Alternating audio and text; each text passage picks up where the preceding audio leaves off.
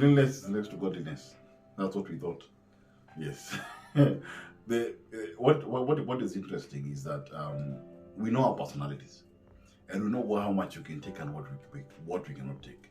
What is funny is when you end up in a marriage with someone who cleanliness is so far from them, and you're in this person, you're in them in the same house, you find that after a while, when you're dating, they were good, they looked clean, or purported to be clean. Then when you go to realize that maybe this woman doesn't like to bathe, or this man doesn't like to bathe, or he gets into bed with the stinking feet, or she comes to bed dirty, all these things, and suddenly you ask yourself, so how did I get here? The key thing is that what is acceptable to me. I believe hygiene is important for any marriage, because hygiene is a direct enemy to intimacy. You can't have sex with a dirty person. That cannot happen. And if you have sex with a dirty person, that is almost like torture. So it's not being paranoid or being too overbearing.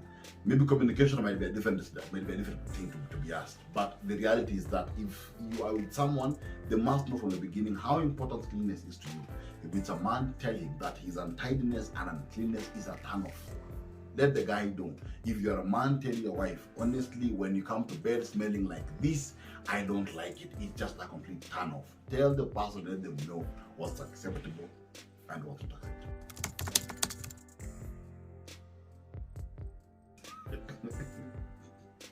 I wish you were in high school, you could take them out and watch them. But you can't do that.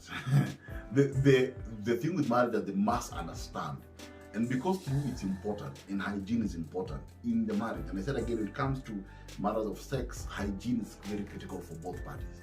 If at all you're finding yourself in a situation where you have to hold your breath when your partner wants to kiss you, or you have to hold your breath when you're in the bed sheets, or you have to, think of bathing every time because when they touch you, it is bad, then just put the boundary.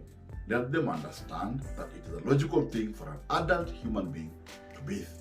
It's a responsible thing for an adult human being to clean after themselves. That is important.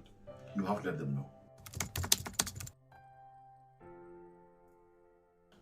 That's not the way they are. No one is the way they are is dirty. That's not the way they are. That is choosing to avoid water. That's a conscious, deliberate decision. It's like a thief saying, take me the way I am, and you find them stealing. That is a deliberate choice. Take me as I am is if I was born with a disability or a deformity. But not bathing is not one.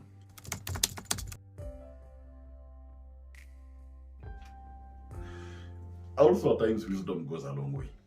There are those people who sweat more than others. If you sweat more than others and you're not consciously aware, you sweat more than others, there's something wrong with you. But there are solutions. Buy this person some deodorant. Teach them the importance of using some deodorant. Buy them some powder. It's good also to put powder on the feet if your feet stink. There are some simple methods you can use that can just help all of you, by using some kind of wisdom.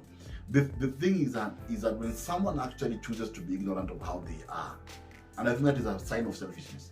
Because if you're married to someone who actually is ignoring and choosing to ignore their personal hygiene, think that everything is okay, then you're dealing with a very selfish person. And that is a sad fact, but it's true.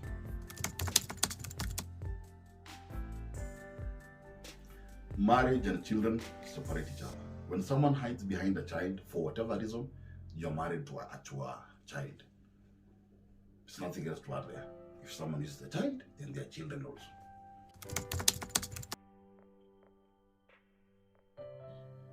On a different day, I want to talk about how we deal with illness. But the marriage vow says in sickness and in health. It doesn't say in dirtiness. It's in sickness and in health. So when my partner is unwell, and being unwell is what ends up making them not be able to be as clean as I'd want them to be. That's a medical condition. I am bound by the vows to be there for them. But if someone is just choosing to ignore water deliberately, there's no vow that covers that. That is negligence, ignorance, selfishness, and dirtiness.